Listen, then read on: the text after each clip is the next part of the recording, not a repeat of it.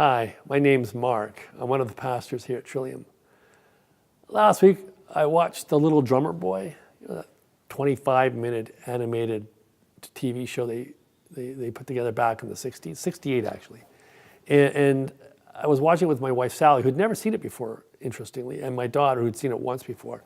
And at the end of it all, Sally and I turned to each other and went just, wow, that was powerful. That's especially interesting for Sally because she's not really interested in animated movies or TV shows.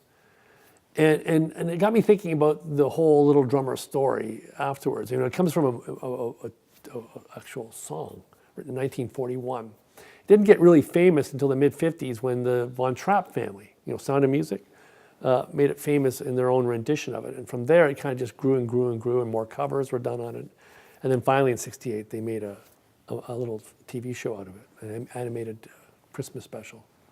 And what's interesting in the Christmas special is that they kind of flesh out the story a little bit because the song's pretty thin on the story. So they give the backstory. And the little drummer boy's name is Aaron. And Aaron grew up in a very happy circumstance. He had two loving parents who gave him this beautiful drum to play, and he was just filled with joy. But then tragedy enters into his life. Bandits come one evening and they sack the farm. They kill his parents. They murder them. They steal the livestock, they burn the place down, and Aaron escapes.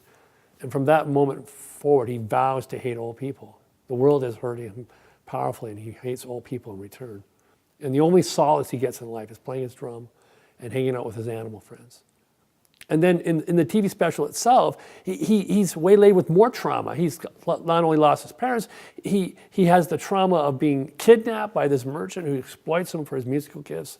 He sees his camel friend sold off to the Magi. So he gets connected to that story.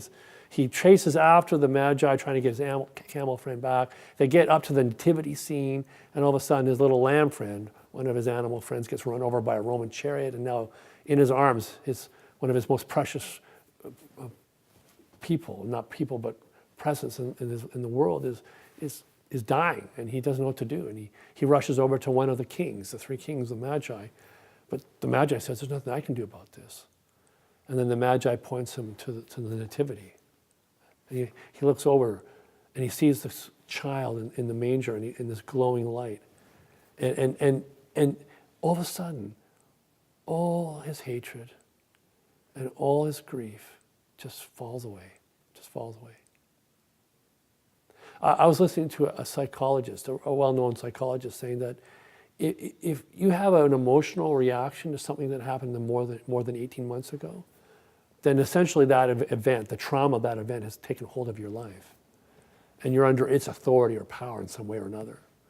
And I got thinking about that because my own life is filled with these little sore spots that where I would remember them, I would feel the emotion of it or the distress or the trauma of it and be co-opted by it. I'm thinking about things that happened in my past. My younger brother is only a year younger than me. For circumstances that would take too long to explain, we ended up going to school together. And we actually got put in the same class in grade 1. And after school, we would run both of us home to my mom, get around to the back door of the house and to try to show Mom our work first.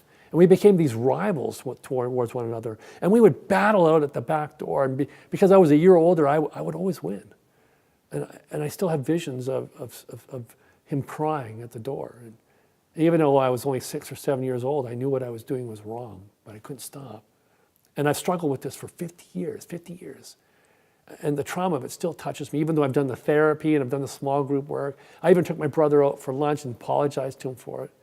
And I realized that you and I, we're trapped in our past. See, that's the whole thing. The trauma keeps us trapped in the past. We're stuck in the past and we can't live in the present.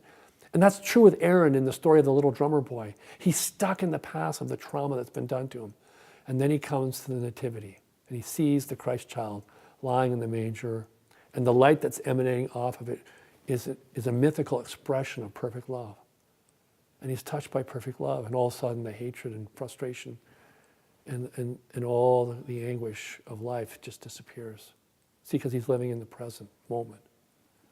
And I've come to realize in my own life that there's no technique to resolve the inner anguish of our experiences or the trauma that we've all gone through. There's no technique that's going to get you out of this. There's no little technique that's going to resolve this problem. The only thing that's going to bring healing to you and me is coming into contact with that perfect love. And that's the story of Christmas.